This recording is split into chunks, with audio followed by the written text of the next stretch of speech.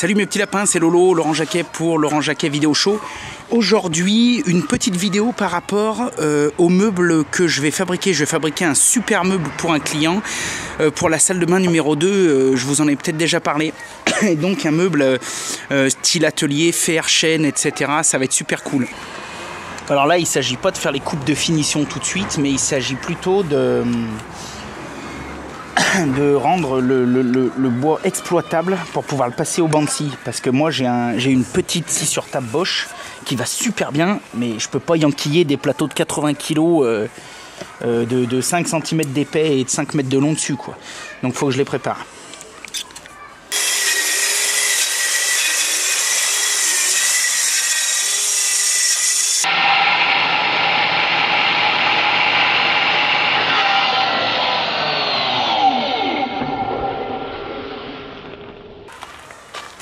Parfait. Bon, toujours rien à dire sur cette machine. C'est nickel.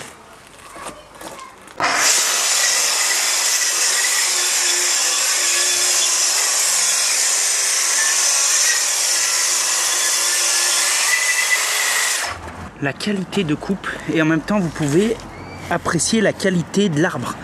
Donc ça c'est du chêne massif de 45 d'épais. Nickel. Regardez-moi ça. Regardez ça. Regarde-moi ça.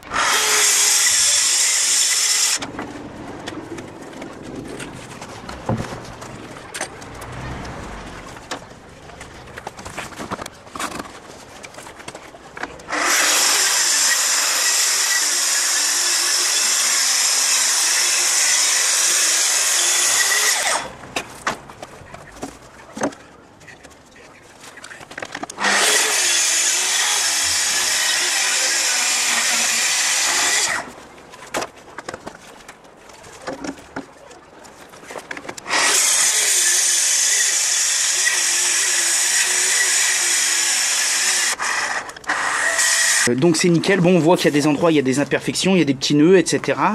Mais bon, ça me dérange pas parce que pour faire ce que je veux faire, c'est pas catastrophique.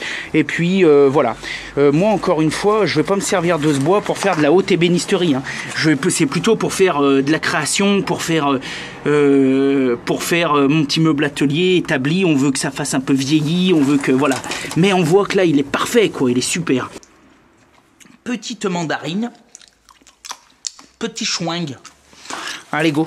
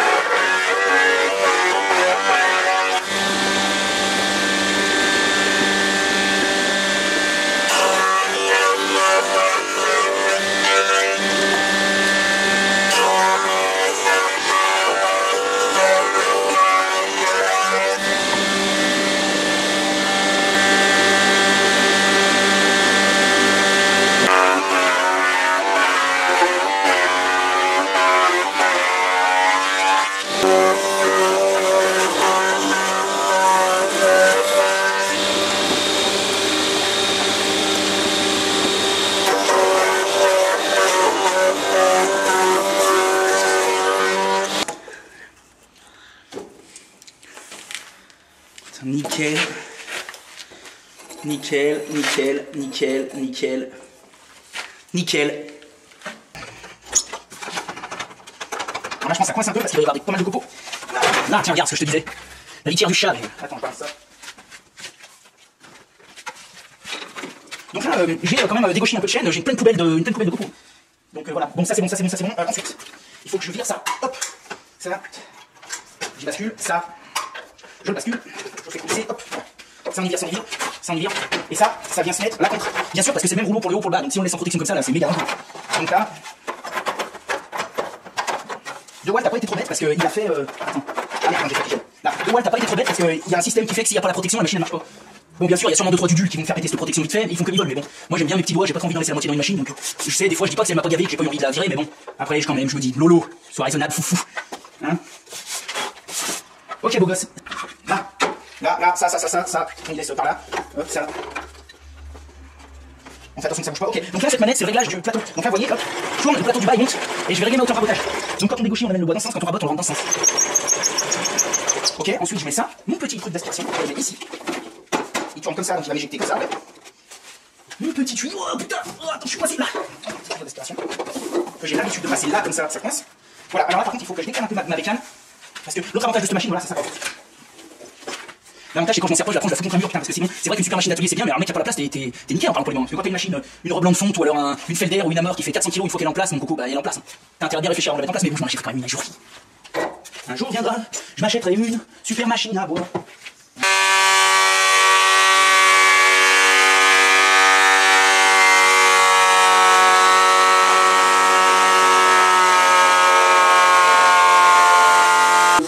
Trois poubelles de copeaux plus tard et pas mal de passes plus tard. J'ai encore pas fini, mais je suis arrivé à ça. J'ai quasiment fini de raboter de dégaucher et de raboter mes planches. Il va me rester ce que j'appelle une passe de finition, donc une passe au rabot où je passe un coup dessus, un coup dessous sur chaque planche pour voilà, essayer d'y faire pas trop mal, enfin à peu près le mieux possible. Voilà, mais avant de faire ça, je fais toujours un peu mes calpinages et mes préparations pour mes panneaux. Donc voilà, j'ai coupé mes planches, je les ai mis à longueur. Donc là, mes planches font à peu près 1m65, entre 1m63 et 1m65. Et moi, code final, j'ai besoin d'1m60.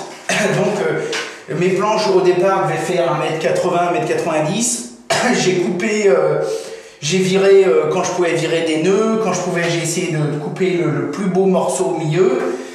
Voilà, maintenant je regarde un petit peu les faces et j'essaye d'assembler mes plateaux.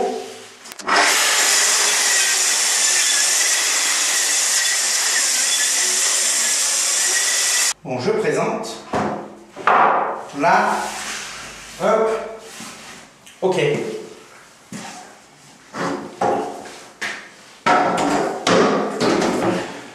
Bon alors ça, tu vois, ça c'est le plateau du bas. Parce que vous savez, le meuble, il y a deux étages. Il y a l'étage des vases qui est en dessous, comme une étagère. Donc bon, ça va faire une belle étagère. Hein. On est à 38 mm d'épaisseur, là je crois 38 ou 39. Surtout que là, ça va être un meuble un peu type industriel atelier. Donc tous les défauts, on s'en fout, quoi. Ça n'a pas d'importance capitale, on ne fait pas d'ébénisterie. Et puis après, j'essaierai de rainurer les côtés pour préparer mes collages et coller mes plateaux. En sachant que là, mes plateaux, ils ne sont pas à la taille définitive. Hein. À ce stade-là, ils ne sont jamais à la taille définitive, c'est-à-dire qu'ils sont plus larges et plus longs que la cote normale. Donc une fois que ce sera tout bien collé, que ce sera tout bien séché, etc., je ferai, je pense, ma finition. Donc par exemple, je poncerai ce qu'il y a à poncer, je mettrai un coup de brosse, de rouleau, j'essaierai de vieillir un peu, enfin bon, on verra. Et après, je les recouperai bien pile poil à la dimension du meuble, super propre, etc.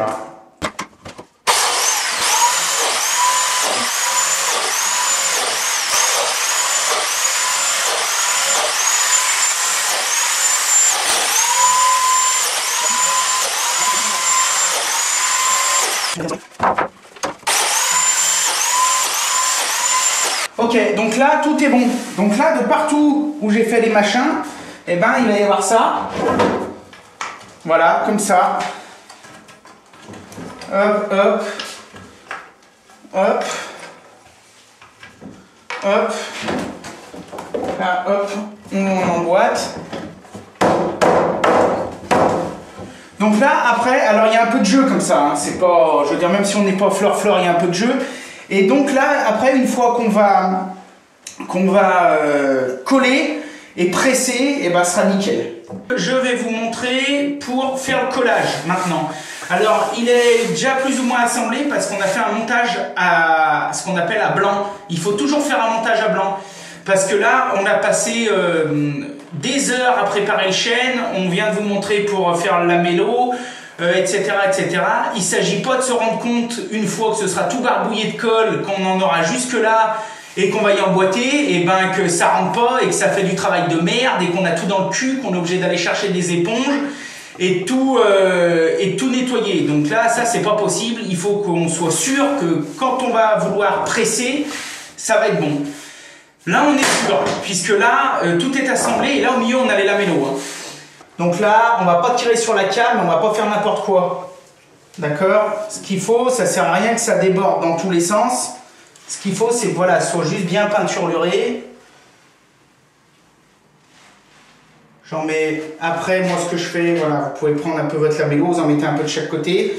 En sachant que c'est important quand même, ou vous le trempez directos dans la colle, comme ça, là c'est encore mieux. En sachant que ça c'est important parce que c'est la colle qui va faire gonfler aussi le lamello, bien gun, qui va faire gonfler le lamello. Bah tu fais ça avec tous là, s'il te plaît. C'est la colle en fait qui va faire gonfler le lamello et qui va... et après le lamello va tenir aussi comme ça. Enfin, j'appelle ça un lamello parce que c'est les inventeurs, c'était les... Je crois que c'est une société suisse qui font du super matos qui s'appelle lamello. Mais par contre, ça s'appelle des biscuits. On appelle ça des biscuits dans le jargon. Donc là, quand on colle, on a le temps, mais pas trop, quoi. Hein, c'est-à-dire qu'il ne faut pas partir... il ne faut pas qu'il y ait un client ou un voisin qui arrive boire une bière à ce moment. Hein, parce que alors là, on est marrant. Là, allez, on monte ça. Tu trouves la possible de l'arrière. C'est bon. Ok, tu montes ça. Ok. Alors, on va monter la colle. C'est bon. Moi, bien, bien. Pareil, passerait. Alors, oui, on va mettre des kilomètres. Mais il faut avoir nickel. Donc, on va mettre des kilomètres. Mais voilà, il faut que ça tienne. Allez, hop. Hop. On attache vraiment. C'est bon, allez, c'est voilà. Attends, par ici. Là. Là, lui, ça va monter. Donc là, hop, on attache. Allez, hop. On descend, machine, tout là. Là. Bon, et là, ok. Là, on va mettre ça ici. On va mettre ça ici. Et là, ce qu'on va faire, hop, on va le serrer. Comme ça, ça va éviter, quand c'est chaud, ils viennent se... Ça va éviter que le bois en séchant, il fasse le vent comme ça. Quand on va le serrer, il faut ne pas qu'il remonte. Donc là, crac, ça tient l'alignement.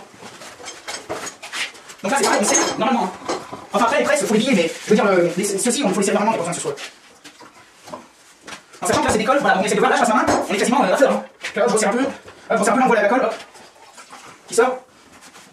Là, on est pas mal du tout. C'est pas mal du tout. Et donc, c'est pareil aussi, on fait ça avec des grands encore. Bon, voilà, c'est ce que vous avez pas faire, ou une faire, par an, on va faire du matos comme ça. Et là, ça va très vite, hein.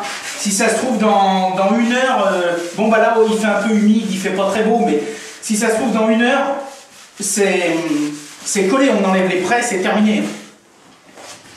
Là, le plateau, il est bon, il est en colle. D'accord? Donc, on va le laisser comme ça, 3/4 d'heure, 1 heure ou 2 heures. On va voir, on va peut-être aller faire une bricole pendant ce temps. Et après, on le défera et celui-ci, il sera bon. Et il nous en restera un autre à faire. Et par contre, et puis à coller. Et puis bon, bah voilà. Et puis après, bah, on les travaillera. Après, on y mettra un coup de ponceuse, etc., etc. Je vous donne une petite astuce bien marrante de compagnon qu'un compagnon m'a dit un coup à un menuisier et ça m'a toujours fait super rire parce que j'étais en stage avec lui et il m'avait fait coller des trucs comme ça et moi j'avais fait le gros goret, j'avais pris de la colle à bloc et j'avais vraiment barbouillé à mort et bon bah il y en avait plus dehors que dedans. Et il m'avait dit une formule qui était super marrante et je voulais vous la dire. Et du coup, maintenant, à chaque fois que je fais mes collages, je pense à ça et du coup, je fais pas n'importe quoi. Il m'avait dit, c'est pas la colle qui chie qui colle, mais c'est la colle qui pousse la colle qui chie qui colle. Ok? Toi aussi, Gun, je te laisse réfléchir à ça. C'est pas la colle qui chie qui colle, mais c'est la colle qui pousse, la colle qui chie qui colle. Voilà, on se quitte là-dessus, à méditer. Je vous fais plein de bisous. Merci, vous êtes de plus en plus nombreux. On clique, on s'abonne, on partage à blocasse. On met un petit pouce bleu et à bientôt pour la prochaine étape. Allez, bis, bonne journée, ciao.